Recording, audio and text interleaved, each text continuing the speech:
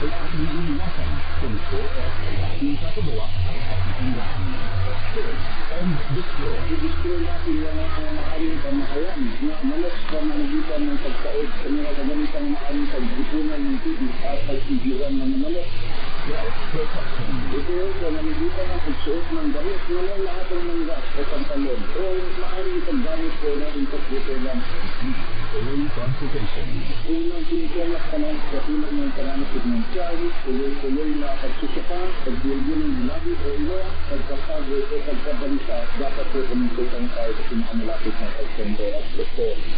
Fourth, fogging and spraying. Sa mga lugar naman na may pagkakas ng kaso ng legyo. Tayo ang simula. Ugaliin na ngayon sa katawan at malinis sa kapaligiran. Siguradong hindi lamang dengue fever ang maiiwasan.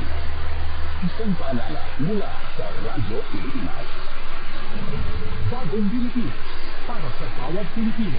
Bagong Pilipinas is the master plan for genuine development of the benefits of all our people. It is a call for transformation. The transformation of our ideal being the Philippines and the transformation of our economy, of governance, of society. Hindi puro salita, pamahalaan ang magsisilbing halimbawa. Sa bagong Pilipinas, ang pagbabago ay nagsisimula sa pamahalaan. Pagsiservisyo sa publiko, sapat, mapagkakatiwalaan at dekalidad. Huwag nating pahirapan ang taong bayan. Pagsusukliyaan ang kanilang tiwala ng makalag na pamumuno. Sa nagkakaisang gobyerno at mamamayan, malinaw ang payapa at maunlad na bukas. Sa bagong Pilipinas ay pag-asa ang lahat. Ang pag-asa ng bayan ay nasa atin lang. Isang mensahe mula sa Presidential Broadcast Service at Radyo Pilipinas. This is a public service announcement. Maging handa sa oras ng sakuna para sa iyo at sa iyong pamilya, laging siguraduhin. Go bag ay nakahanda at naglalaman ng mga sunod-sunod. Ilang pirasong damit, ready to eat at pagkain at inyong aabot ng 3 araw. Personal na gamit para sa inyong hygiene.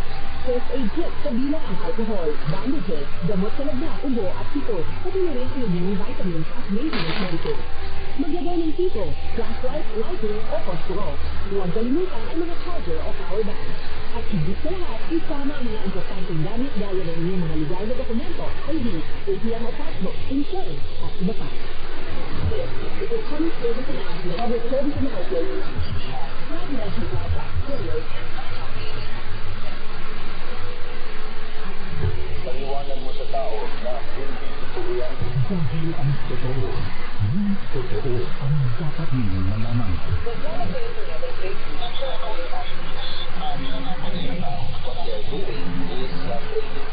Please say no.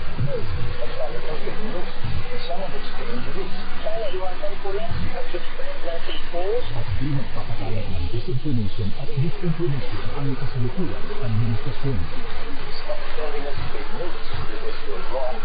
Para sa totoo at mapagkakatiwalaan ng palipat impormasyon sa Radyo Pilipinas.